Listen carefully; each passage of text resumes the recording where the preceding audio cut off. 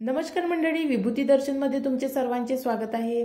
अमावस्या म्हटलं की प्रत्येक जण घाबरतो। का बरं? तर या दिवशी काहीतरी जादूटोणा किंवा कोणते तरी वाईट कामं केले जातात, यासाठी अमावस्या प्रसिद्ध आहे। पण असं नाही, अमावस्येला जर काळे कामं म्हणजेच जादूटोण्यासारखे जे कामं केले जात असेल तर या दिवशी काही चांगले कामं सुद्धा केले जाते, जेणेकरून महालक्ष्मीचं आगमन आपल्या घरामध्ये होईल किंवा आपल्या घरातील जे नकारात्मकता असेल तर ते दूर होण्यासाठी मदत होईल किंवा इतर कोणत्याही प्रकारच्या ज्या समस्या असेल तर त्या समस्या अमावस्येच्या दिवशी आपण सोडवू शकतो। जर तुम्हाला याबद्दलची माहिती नसेल तर आजच्या व्हिडिओमध्ये जाणून घेऊया, कारण पौष अमावस्या लवकरच येणार आहे। 9 फेब्रुवारीला पौष अमावस्या आहे आणि या तारखेला कोणते कामं करावी जेणेकरून आपल्या ज्या समस्या असेल त्या समस्यांमधून आपण सुटकारा मिळवू शकतो। तसेच शनिदेव या दिवशी आपल्याला प्रत्येक अमावस्येला शनिदेवाचे जर तुम्ही उपाय केले तर शनिदेवाची कृपादृष्टी तुमच्यावर राहते आणि कधी शनिदेव तुम्हाला त्रास देत नाही आणि आपल्या कर्मावर सुद्धा त्याचा प्रभाव पडतो। तर जाणून घेऊया याबद्दलची संपूर्ण माहिती आणि पितरांना कसं शांत करायचं, पितृदोष असेल तर अमावस्येच्या दिवशी कोणते कामं करायचे याबद्दलची सुद्धा माहिती। तसेच अमावस्या तिथीवर काही उपाय केले जातात जे अत्यंत प्रभावी उपाय असतात आणि त्या उपायांचा लवकरात लवकर फायदा होतो। तर ही संपूर्ण माहिती जाणून घेऊया, त्यामुळे व्हिडिओ शेवटपर्यंत बघा आणि जर तुम्ही चॅनलवर नवीन आहात तर चॅनलला सबस्क्राईब करून बेल आयकॉनला प्रेस करा। व्हिडिओ जास्तीत जास्त शेअर करून लाईक करायला अजिबात विसरू नका। चला तर व्हिडिओला सुरुवात करू। आपल्या हिंदू धर्मामध्ये अमावस्येला आणि पौर्णिमेला विशेष महत्त्व आहे। विशेषतः आपण पौर्णिमेच्या दिवशी चांगले राहतो, या दिवशी आपल्याला प्रसन्नता वाटते। मात्र अमावस्येच्या दिवशी काही लोकांमध्ये अस्वस्थता येते, तर काही लोकांना कर्णीबाध्याची भीती राहते। असं म्हणतात की जुने लोक अमावस्येच्या दिवशी आपल्या घरातील मुलंबाळांना बाहेरचं खाऊ देत नव्हते किंवा बाहेर फिरायला सुद्धा जाऊ देत नव्हते आणि रात्रीच्या वेळी तर कोणत्याच प्रकारे त्यांना घराच्या बाहेर जाऊ देत नव्हते। तसेच मोठे माणसांबद्दल सुद्धा हीच धारणा होती। पण तुम्हाला माहित आहे का, अमावस्येला आणि पौर्णिमेला खास महत्त्व आहे आपल्या हिंदू धर्मामध्ये। ह्या ज्या 2 तिथी आहे याचे विशेष महत्त्व आहे। विशेष करून पौष महिन्यामध्ये येणारी मौनी अमावस्या। मौनी अमावस्येचं व्रत हे वर्षातील 12 अमावस्यांपैकी मौनी अमावस्या ही एक आहे आणि या अमावस्येला पौष अमावस्या सुद्धा म्हणतात। या दिवशी नदीवर जाऊन स्नान करणे आणि दान करणे खूप महत्त्वाचे मानले जाते। तसेच हे व्रत जर तुम्ही केलं तर हे व्रत तुम्हाला मौन पाळून करायचं असते, म्हणून या अमावस्येला मौनी अमावस्या म्हणतात। येणाऱ्या फेब्रुवारी महिन्याच्या 9 तारखेला अमावस्या सकाळी 8:02 सुरू होईल आणि दुसऱ्या दिवशी 10 तारखेला पहाटे 4:28 समाप्त होणार आहे। तर अमावस्या ही 9 तारखेला साजरी होणार आहे, म्हणून जर काही उपाय करायचे झाले तर ते सुद्धा 9 तारखेलाच करायचे आहे। आता सर्वात पहिले जाणून घेऊया की या दिवशी नक्की कोणकोणते उपाय करायचे आहे। अमावस्येच्या दिवशी हळदीचे उपाय खूप प्रभावी ठरतात, म्हणून या दिवशी आपल्या स्वयंपाकघरातील किचन ओट्याचा उपाय आपल्याला करायचा आहे। किचन ओटा म्हटला किंवा गॅस म्हटलं किंवा स्वयंपाकघर म्हटलं तर हे धनधान्याने भरलेलं असतं, म्हणजेच इथे अन्नपूर्णा मातेचा वास असतो। तर त्यामुळे इथे आपल्याला हा उपाय करायचा आहे, कारण जर तुम्ही आपल्या किचनमधला हा पहिला उपाय केला तर तुमच्या घरामध्ये कोणत्याच प्रकारची कमतरता पडत नाही। तर त्यामुळे अमावस्येच्या दिवशी जर आपण आपल्या घरामध्ये मांसाहाराचं अन्न शिजवत असू किंवा शाकाहारी अन्न शिजवत असू, पण या दिवशी आपल्याला आपलं किचन किंवा किचन ओटा अतिशय चांगल्या प्रकारे साफ करून घ्यायचा आहे आणि किचन ओटा साफ झाल्यानंतर, गॅस साफ झाल्यानंतर त्यावर आपल्याला एक स्वस्तिक काढायचा आहे, जे स्वस्तिक आपल्याला हळदीने काढायचं आहे। यामुळे स्वस्तिक हे आपल्या हिंदू धर्मातील एक अतिशय पवित्र चिन्ह आहे। तर गॅसच्या ओट्यावर हळदीने आपल्याला स्वस्तिक काढून घ्यायचं आहे आणि त्यावर कुंकुवाचे 4 आणि मधात 1 5 अशा पद्धतीने टिळे लावायचे आहे। ज्या प्रकारे स्वस्तिकाच्या मध्ये 4 बिंदू असतात तर त्या बिंदूवर आपल्याला कुंकुवाने टिळे लावायचे आहे आणि बरोबर मध्यभागी स्वस्तिकाच्या 1 कुंकुवाचा टिळा लावायचा आहे। असे 5 टिळे लावायचे आहे आणि यावर मातीची पंती आपल्याला लावायची आहे, म्हणजे मातीच्या पंतीचा दिवा लावायचा आहे। दिवा हा तुपाचा किंवा मग तिळाच्या तेलाचा दिवा असावा। आता हा उपाय कधी करायचा आहे, तर हा उपाय आपल्याला संध्याकाळच्या वेळी करायचा आहे। ज्या वेळी आपण संध्याकाळच्या वेळी दिवे लावतो, दिवे लावण्याची वेळ असते त्याच वेळी हा उपाय करायचा आहे आणि अन्नपूर्णा मातेला आवाहन करून आपल्या किचन वाट्याची गॅसची पूजा करायची आहे आणि इथे लावलेला जो दिवा आहे 5 ते 10 मिनिट आपल्या किचन ओट्यावरच ठेवावा आणि त्यानंतर तो घराबाहेर नेऊन ठेवावा। घराबाहेर हा तुळशीजवळ सुद्धा ठेवू शकता किंवा मग आपल्या दाराच्या बाहेर उजव्या कोपऱ्याला हा दिवा तुम्ही ठेवू शकता। आणि त्यानंतर तुम्ही स्वयंपाक करावा. तुम्हाला जाणवेल की तिथली जी नकारात्मकता असेल तर ती पूर्णपणे दूर झालेली असेल आणि तिळाच्या तेलाचा दिवा लावल्यामुळे हा प्रभाव तुम्हाला लवकरात लवकर जाणवेल. तर अशा पद्धतीने हा पहिला उपाय या दिवशी करायचा आहे. हा उपाय अन्नपूर्णा मातेला समर्पित आहे म्हणून करा किंवा आपल्या घरामध्ये सकारात्मकता यावी यासाठी करा, पण अवश्य अमावस्येच्या दिवशी हा उपाय नक्की करा. त्यानंतर अमावस्येच्या दिवशी अशी 5 कामे करायची आहे जी स्त्री किंवा पुरुष दोन्हीही करू शकतात, पण ती कामे चुपचाप करायला हवी, कोणालाही सांगू नये.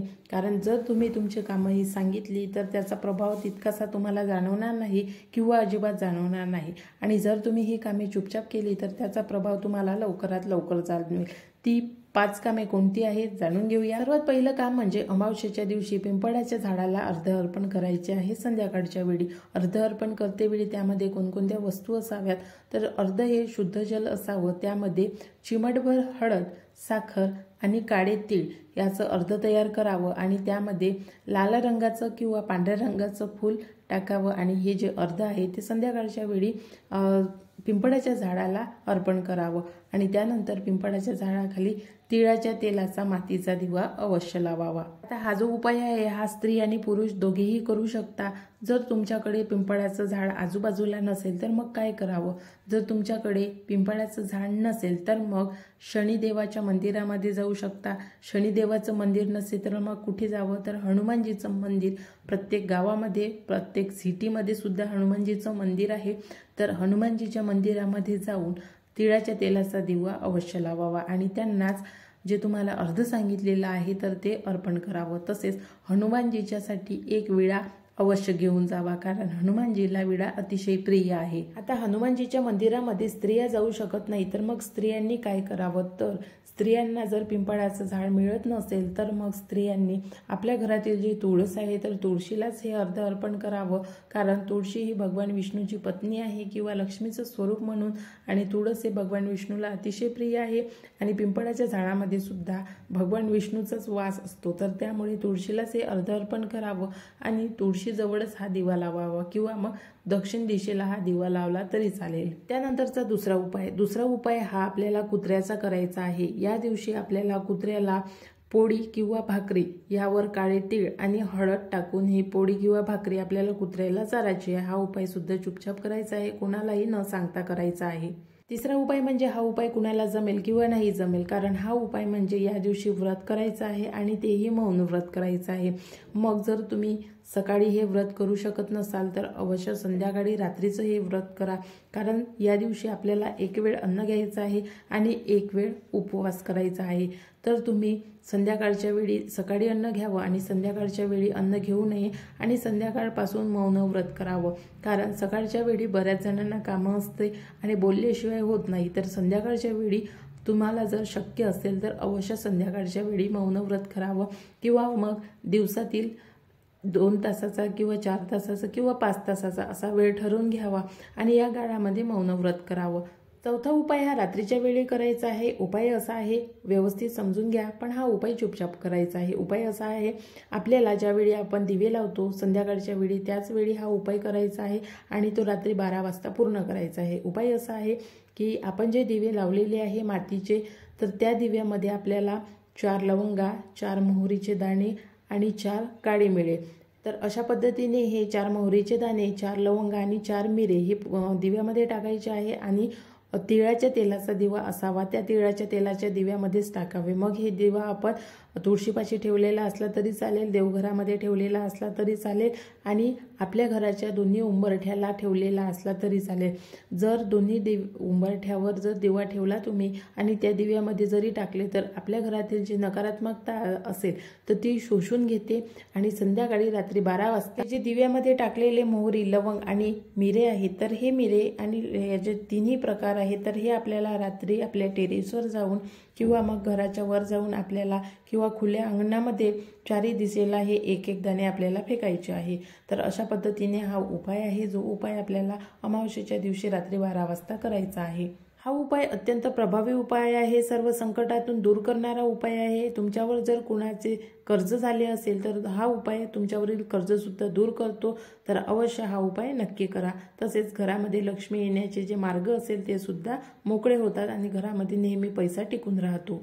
त्यानंतर 5वा उपाय, हा उपाय कोणीही करू शकते। हा उपाय अत्यंत सोपा उपाय आहे आणि कोणालाही या उपायाचा त्रास होणार नाही किंवा कुठेच जायची गरज नाही। तर उपाय असा आहे की आपल्याला अमावस्येच्या दिवशी मंत्रजाप करायचा आहे।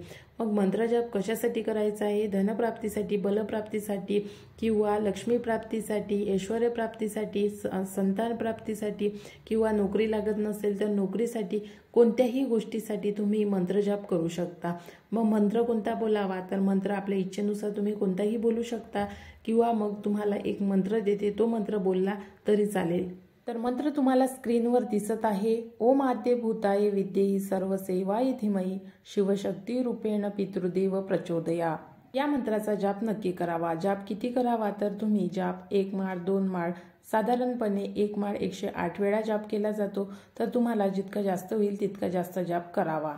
तर ही 5 कामे अशी आहेत जी आपल्याला अमावस्येच्या दिवशी चुपचाप करायची आहे। त्यामुळे शनिदेव सुद्धा प्रसन्न होईल, तसेच पितृदोष असेल तर तो सुद्धा दूर होईल। कारण या दिवशी पितृंसाठी तिळाच्या तेलाचा विशेष करून दिवा लावला जातो आणि तिळाच्या तेलाचाच नैवेद्य या दिवशी पितृंना अमावस्येच्या दिवशी दिला जातो। तर या दिवशी दक्षिण दिशेला तिळाच्या तेलाचा दिवा अवश्य लावावा आणि पितृंना तृप्त करण्यासाठी या दिवशी त्यांच्यासाठी भोजन अवश्य बनवावे। विशेष करून पितृंना खीर अतिशय प्रिय असते, तर दक्षिण दिशेला या दिवशी खीर अर्पण करावी। तर अशा प्रकारे हे छोटे छोटे उपाय आहे, जे उपाय आपल्याला आपल्या आयुष्यामध्ये पुढे नेण्यासाठी मदत करते। तर आशा करते तुम्हाला आजचा व्हिडिओ आवडला असेल आणि तुम्ही व्हिडिओ पूर्ण बघितला असेल। तर तुम्ही व्हिडिओ पूर्ण बघितला असेल आणि व्हिडिओला लाईक केलं नसेल तर लाईक करून, सबस्क्राईब करून इतर लोकांपर्यंत जास्तीत जास्त शेअर करा।